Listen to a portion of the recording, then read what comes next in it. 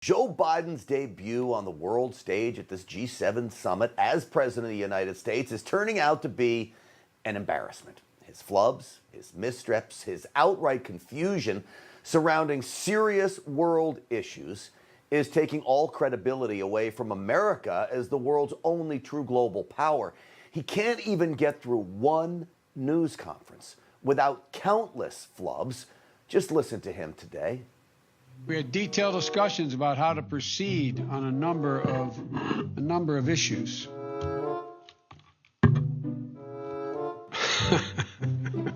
Answer the first question. I'm laughing too. The overwhelming hyperbole that gets engaged in by so many today that I guess that old expression, the proof of the pudding is in the eating.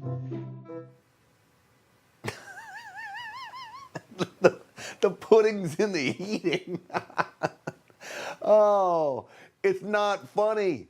Our credibility is shot in the world, okay? It is not funny, even though, oh boy, it is when you watch it. The proof is in the eating.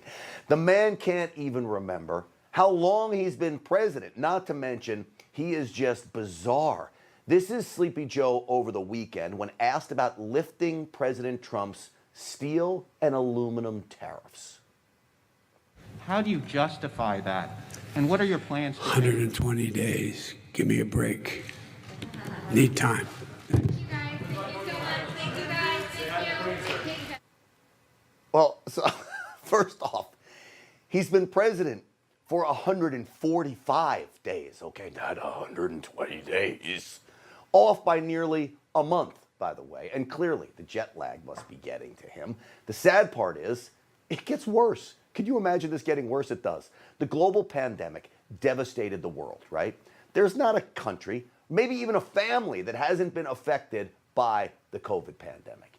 Yet for Joe Biden, he gives us this. COVID is, I know you all know, but a lot of people may not know what COVID is. Excuse me? We may not know what COVID is? You would have to be part of a remote jungle tribe in the Congo to not know what COVID is. What's he talking about? Well, the White House later clarified. Biden meant COVAX, a nonprofit that distributed China virus vaccines to mostly poor countries. He mistook that, though, for COVID, I guess. The mistake could be forgivable if he didn't make them every time he opens his mouth. And with a meeting coming up with Russian President Vladimir Putin, Joe Biden is putting himself at a clear disadvantage, putting America at a disadvantage before the meeting even starts. I promise you, folks, Vladimir Putin doesn't respect Joe Biden, and clearly he doesn't fear him. How could he, when Biden doesn't even know the difference between the Syria located in Asia and Libya located in Africa, two different continents? Roll it. We could work together with Russia. For example, in Libya, we should be opening up the passes to be able to go through and provide food assistance and vital assistance to a population that's in real trouble. They have also bitten off some real problems they're going to have trouble chewing on. And for example, the rebuilding of Syria, of Libya. So I'm hopeful that we can find an accommodation where we can save the lives of people for example, in Libya. 3 strikes and you're out, Mr. President. See, all weekend, you know what the White House was doing? It was busy issuing clarifications, aka corrections, we call them on this program. This time insisting the president meant to say Syria all of those times. Joe Biden's repeated failures to botch impromptu interviews is why his staff doesn't want him dealing with the media at all. And when he does, they want it controlled. Only certain Biden-friendly reporters asking Biden-friendly questions. I'm sorry, I'm going to get in trouble with staff if I don't do this the right way. How are your meetings going here in Cornwall? Very well. Come on. I'm going to get in trouble with my staff. Yeah, go ahead, but I pretend that you didn't answer you. I wish I could pretend you weren't president, but unfortunately that's impossible. You see, he is truly painful to watch. As much as I'm laughing, honestly, it's brutal and sad, really. You could call it elder abuse. And then there's all the pandering. It has reached levels of insanity, by the way. This is the weakling world leaders club, as I've now dubbed it.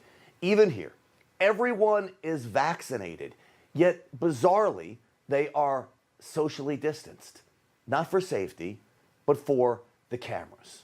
The fact is, Joe Biden makes them all look stronger than they are because Joe Biden's so weak. It's why they all love him so much. As you can see by this photo, with them all yucking it up, not socially distanced or masked, leaving me wondering, what's the point of the first photo op? You see, everything Joe Biden does is about theater.